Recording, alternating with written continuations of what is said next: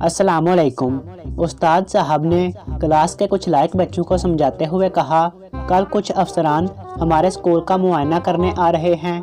वो तुमसे पूछेंगे तुम्हारे शहर का नाम क्या है, हमारे मुल्क का नाम क्या है, हमारे मुल्क में कितने सूबे हैं और तुमको किसने पैदा किया, तुम्हारा मज़हब क्या है। इसी तरह कई और सवाल बताए।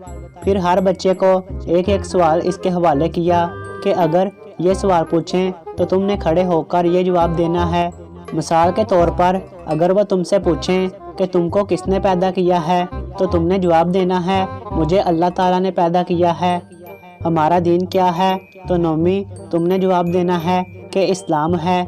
दूसरे दिन जब अफसरान स्कूल का मुआयना करने पहुँचे, क्लास में दाखिल हुए तो चंद सवालों के तसल्ली बख्श जवाबात हासिल करने के बाद पूछा, अच्छा बच्चों ये बताओ कि आपको किसने पैदा किया है।